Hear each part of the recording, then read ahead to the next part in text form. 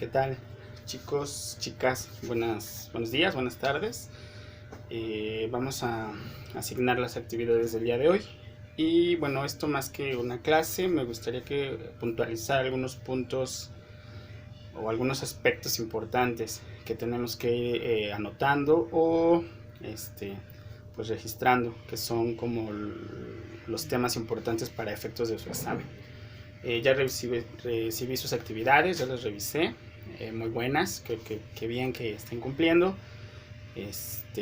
Algunas son muy buenas actividades, la mayoría, entonces creo que va a estar difícil reprobarlos, pero bueno, haré el intento, me esforzaré para que algunos reprueben. Vamos a puntualizar entonces algunos aspectos. ¿Qué es lo que tenemos que tener este primer módulo? Bueno, entender el concepto de derecho del trabajo, ¿okay? Que es el conjunto de normas que van a regular las relaciones obrero-patronales o entre un patrón y un trabajador. Así de sencillo. Como aspectos fundamentales tenemos lo que se entiende por trabajo, que es toda actividad material o intelectual que desarrolla el hombre, a cambio de la cual recibe una remuneración económica. Que es el patrón, que puede ser una persona física o moral que tiene a su cargo uno o varios trabajadores. Que es el trabajador, que no puede ser persona moral, solo es una persona física quien presta sus servicios a un patrón a cambio de una remuneración económica. La relación laboral es la interacción que se da entre ambos, ¿okay? La relación jurídica. Son esos aspectos que debemos de tener dominados, o al menos con las nociones básicas. El salario, bueno, pues es la cantidad monetaria que se le da al trabajador a cambio de la prestación de su servicio. Y bueno, el otro aspecto importante es que el derecho del trabajo es un derecho humano, que fue una actividad que ya les había comentado, ¿no? Estos derechos humanos que son un tanto ontológicos, es decir, desde un punto de vista filosófico, pues son derechos supremos que por el simple hecho de existir nosotros los tenemos, ¿no? Desde un punto de vista más, repito, ontológico, sería quizás necesario buscar de dónde surgen estos derechos humanos, de dónde salen. Es como complicado explicarlo. Y se contienen particularmente en nuestro país, en la Constitución Política de los Estados Unidos Mexicanos, en los primeros 29 artículos. Ahí vamos a encontrar los derechos humanos: el derecho a la vida, a la educación, a la salud, a la vivienda, al trabajo, en el artículo 5, ¿no? Donde dice que toda persona puede dedicarse a la profesión que desee u oficio, siempre y cuando ésta sea lícita, ¿no? Esa es una restricción que se tiene, obvia. Derecho a la audiencia, derecho de petición, y uno muy importante que también lo trabajamos, derecho de asociación. Entonces, artículos para que también los vayan anotando: artículo 5, el derecho del trabajo, y artículo 9, que es el derecho a la libre asociación. ¿Okay? Entonces, es decir, de que yo puedo salir, siempre y cuando mi fin sea lícito, pues a reunirme con quien yo quiera, ¿no? Y no hay autoridad que esté facultada para prohibirme este derecho. Bien, esta parte de la Constitución, los primeros 29 artículos, se le conoce como la parte dogmática, ¿no? Porque es un dogma. ¿Qué es un dogma? Pues esta idea que no sabemos de dónde surge, pero que la damos por cierta, ¿no? Las escuelas dogmáticas o los grandes dogmas, como Dios, por ejemplo, podría ser otro caso de dogma. ¿Ok? Bien, entonces, el derecho al trabajo es un derecho humano, consagrado en el artículo 5 y en el artículo 123 de la Constitución. Y a su vez, de aquí se desprende otro derecho fundamental, el derecho de asociación, que está consagrado en el artículo 9. La asociación no solo es laboral, es decir, aquí se incluye la asociación laboral, pero puede ser cualquier otro tipo de asociación. Tiene por ahí unas restricciones con fines políticos. A los que no son mexicanos no se les permite. Con fines religiosos tienen que cumplir también ciertos requisitos, en fin. Pero si es una reunión de manera pacífica y lícita, no hay por qué coartar ese derecho por parte del Estado, de las autoridades, este derecho a la asociación que tenemos. ¿Okay?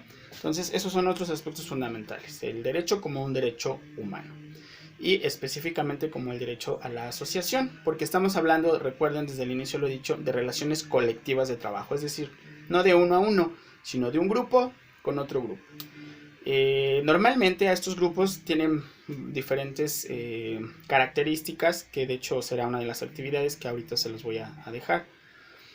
Pero normalmente los trabajadores y los patrones se van a agrupar en unas coaliciones llamadas sindicatos.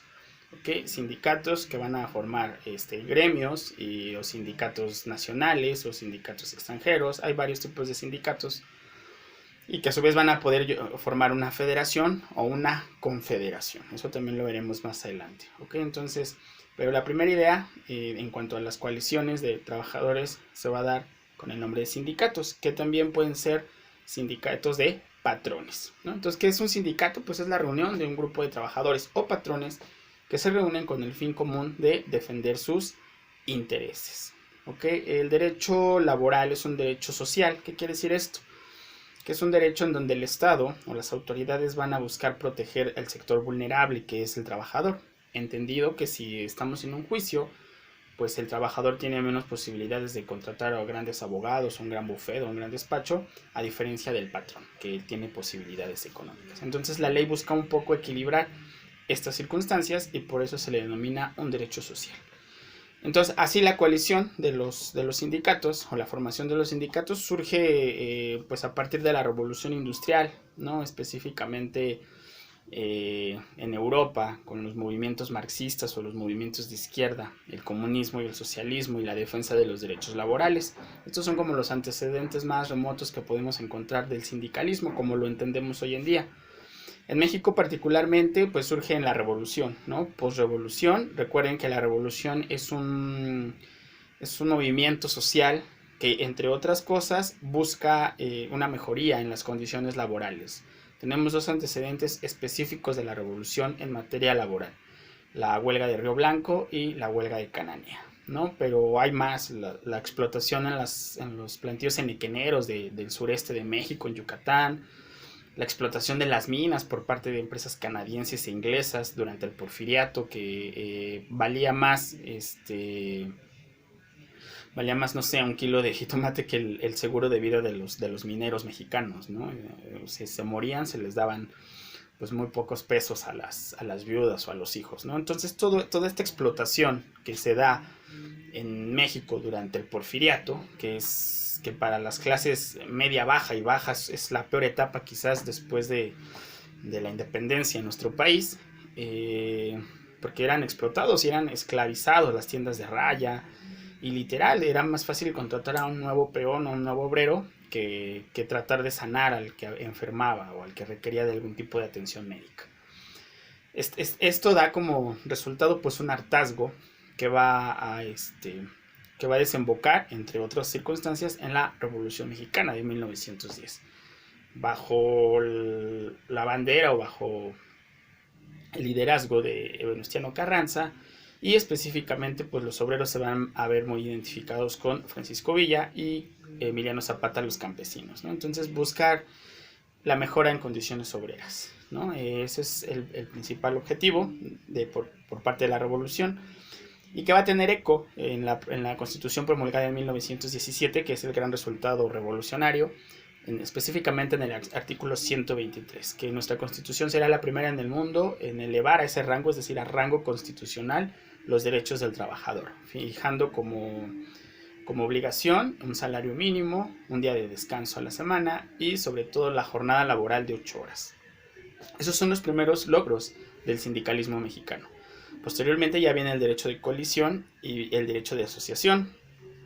Los hermanos Flores Magón, con su anarquismo traído totalmente igual de Europa, que buscan pues empoderar la clase obrera. Y es así como actualmente, bueno, los sindicatos en la actualidad están llenos de corrupción, la mayoría no cumple su finalidad, pero bueno, eso ya lo veremos también más adelante, desafortunadamente, ¿no? Pero el origen del sindicato pues es proveer al trabajador de un medio para defender sus derechos colectivos. ¿Ok? Entonces vamos con las actividades del día de hoy.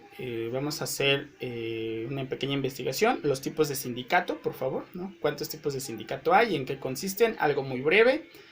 Diferencia entre gremio y sindicato. Y me van a hacer un pequeño esquema de esta clase, bueno, de esta mini clase, esta plática, Y recuerden que cualquier duda me pueden escribir por aquí o por el Hangouts. Y bueno, pues sigan cumpliendo. Otra vez los felicito por su entrega. Recibí muy buenos trabajos. Y se los dije ayer en la videollamada. Mi intención es que pues todos los que estén inscritos saquen, pues aparte de manera muy favorable, pues este curso, ¿no? Ese es nuestro objetivo, el de ustedes y el mío también. Pues que terminemos en un mes todos satisfactoriamente esta materia. Que tengan excelente día.